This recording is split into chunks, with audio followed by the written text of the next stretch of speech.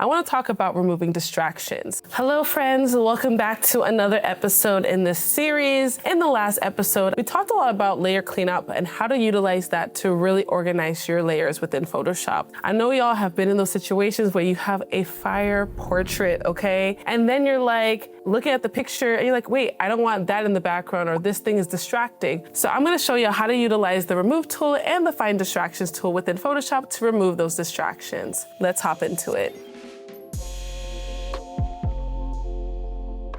So here we have this portrait that I took when I was on vacation. I was in Mexico City, y'all. I had a phenomenal time, but that's not the point of this video today. But I had this portrait that I took and I really, really love it. But because it was taken in our Airbnb, there are a lot of different things that I feel like are adding a little bit of clutter to it. So if you come over here, you'll see that we have a couple of different options of tools. If I hold this down, you'll see the remove tool, spot healing brush, and healing brush tool. So I'm gonna go ahead and click on the remove tool. So we have an option here to increase or decrease the size of our brush. We also have the find distractions tool we'll come back to.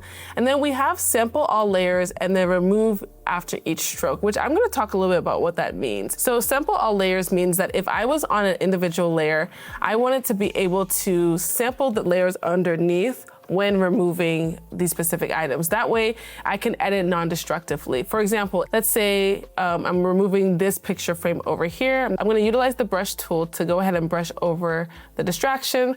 I'm gonna let go, and it's gonna go ahead and remove the area for me. And now that that's on a separate layer, if for whatever reason I was like, you know what, I changed my mind, I can delete that layer or hide that layer, and that picture frame that was in the backdrop is still there. So that's a way to kind of edit non-destructively. So that is the first thing I wanna recommend when utilizing this tool. Some other options that you'll see here is that you also have the option to remove after each stroke. What does that mean? I'm gonna do all of this on this layer here just for the purpose of keeping my layers clean. I'm gonna utilize my brush and brush over this like little light switch.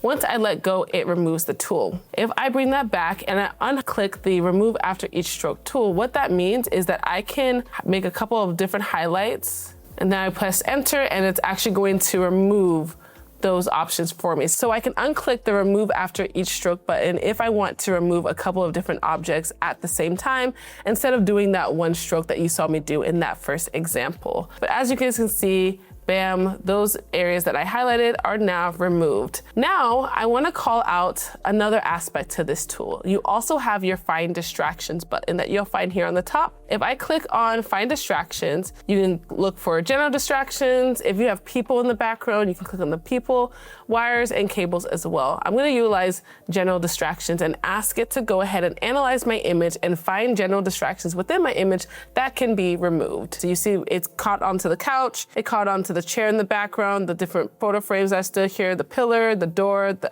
other couch here. You'll also see if I zoom in, it did come in and get my bag. I'm gonna go ahead and click on this. You see the plus and minus you have here. I want to unhighlight my bag. My bag is not a distraction, okay? She's an accessory here.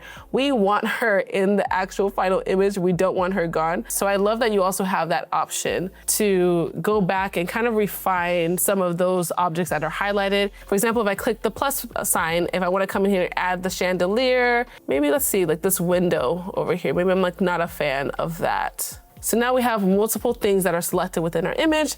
I'm gonna go ahead and click enter, and I'm gonna let it do its thing with removing these areas. And y'all, look at that already. Like that looks so much better than if I wanted to come in here, let's say I wanted to crop it up a little bit. I could do that. Click done, have a cropped image there, and that could be our final image. So we have our before, we had the picture frames that were here, we had the chairs, the couches, etc. Then we have our after, where we've removed all of those distractions out of our photo, and the highlight is me because hello, it's a portrait of me. But yeah, that's how you can utilize the remove tool as well as the find distractions tool within Photoshop to really remove any distractions in your images and keep the focus on your subject. So I hope this video gave you a strong understanding on how you can utilize the remove object tool within Photoshop to really clean and refine your images. As always, check the description box below so that way you can grab a copy of this episode's portrait so that way you can practice utilizing this tool. And then in the next episode, we're gonna talk about the rotate object tool and how you can utilize it to create some unique perspectives and compositions with your photos in Photoshop. I will see you guys in the next one.